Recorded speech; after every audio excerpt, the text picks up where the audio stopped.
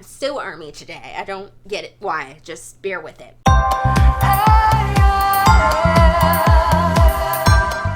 Hello everyone, it is Jazz here. Today I'm going to be doing the breakfast book tag. One of my newest reader community friends who goes by the username Moonbook wanted me to do this tag. I will link you to both the originator of this tag as well as Moonbook's Goodreads if you want to check out what she's reading. All of these questions, if you couldn't tell by the title, do center around breakfast, drinks, and food. I'm really excited because I managed to, I think, pick books that I don't talk about as often or as often as I used to on this channel. First up, we have coffee. Hot, but not scalding. I believe this means that we're looking for a book that is steamy or alludes to steaminess, but isn't straight up like raunchy. I decided to go with really any books in the Shadowhunter world by Cassandra Clare.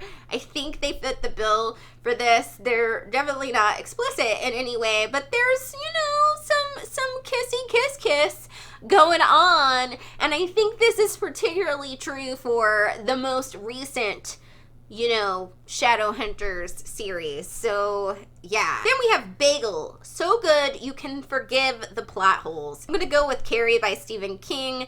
This book, if you've read it more than once, or even on the first time read, you may catch that there is a huge continuity issue in this book in terms of Kerry's father, and if he died before she was born or if he was actually alive when she was a baby. It's really crazy, and I don't know how an editor or Stephen himself did not catch it, but it's in the book, and I can ignore that solely because the book is still good. I mean, that element kind of drives me crazy. But I have a lot of nostalgia with this being the first Stephen King book that I read, and it just being a genuinely good concept and story. So I'm willing to let it go. Cereal. Best consumed quickly because you don't want your cereal to get soggy. I have chosen Fruits Basket, one of my favorite mangas. I blew through this manga series. I didn't blow through it as fast as I wanted to because it took me forever to find volume 9 at the library, and I had to go to 2 libraries to find it. But y'all, I finally got through all of my Fruits Basket, and it is a bomb series. It is both super, super cute and super, super dark and deep at moments. And it just gives me all the feelings. And I would like to buy the whole series now because I love it so much and read it in a severe binge because I just feel like there were some things I forgot as I went through it, and I would extra enjoy it. Toast. Something that got a little dark. I think for this, it's a book that's dark but not too dark. I decided to go with a book that I can't stop talking about, this graphic novel called Toil and Trouble, which is a retelling of Macbeth, but from the witches, the 3 witches perspective. The way it's structured and the way it focuses on particular characters makes it not too dark and sort of has a magical quality to it. So I think it does go dark, but it's not like it's gonna depress you. Plus the art, y'all.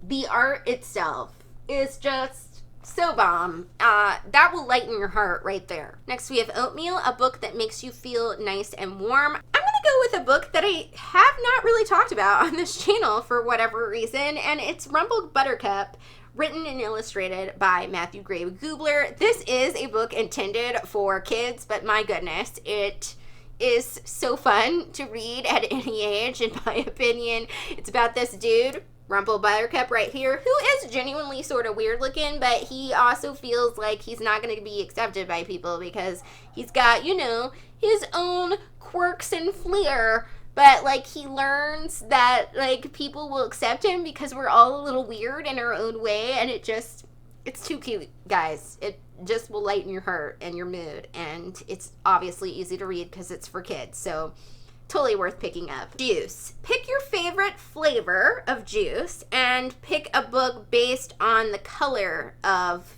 your juice. So I don't often drink juice for breakfast, but I do drink hot water with lemon juice in it every single morning. I also, when I do go places for breakfast, I do have apple juice usually, and that's sort of a golden color, so I decided to go for something yellow. I'm gonna go with Watchmen right here by Alan Moore. Not only is it yellow, but I think it kind of fits the lemon juice sort of thing, you know.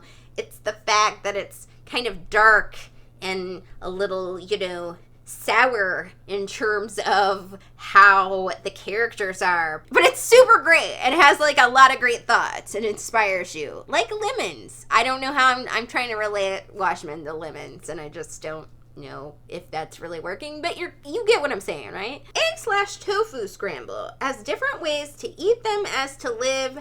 Name a memoir. I thought it would be cool to go with Dancing with Myself by Billy Idol. It's a very interesting memoir, in my opinion. It really gives one some insight into his process of how he writes his songs. I really liked seeing just sort of his influences, both in terms of literature and in terms of music. In it, obviously, it talks about his crazy life as a rock and roll star, which, woo, it's crazy. Sometimes it's a little TMI in places, and I'm like, dude, I didn't need to know that much about you. The audiobook is pretty excellent because it's read by Billy Idol, and it's just fun to hear him read his own book, so recommend. Fancy pastries, a genre you don't read all the time, but love when you do. I think the appropriate answer for this would be magical realism. I don't know why I don't pick magical realism up more, but every time I have, I've really loved them. Mostly because they're usually super weird, and I like me a super weird with structured book, and that's just what magical realism is. I need to put more magical realism on my to be read. Maybe leave me some recommendations below of some good magical realisms that you've checked out. Mimosa, getting into brunch territory. So name a book you are looking forward to. I have to go with Midnight Sun by Stephanie Meyer. Just like every unabashed Twilight book fan, I'm not so much fan of the movie, but I do really enjoy the books.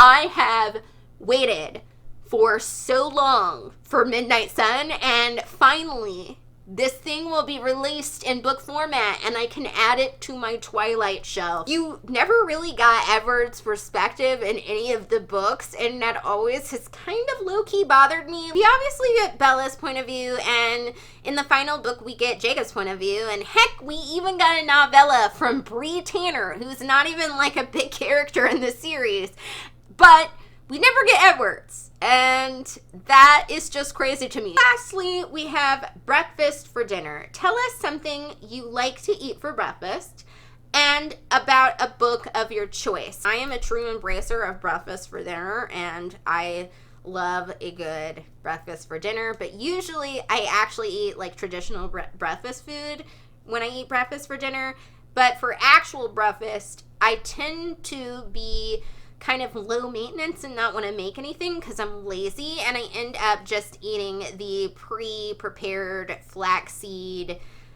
gluten-free chocolate muffins that I get at Sprouts. They are like brownies in a muffin, and they're super delicious, and they're super easy because I don't have to toast or cook anything. I decided in the end to go with Jane Austen's Pride and Prejudice. I could see when eating chocolate and watching or reading Pride and Prejudice, so that made sense to me.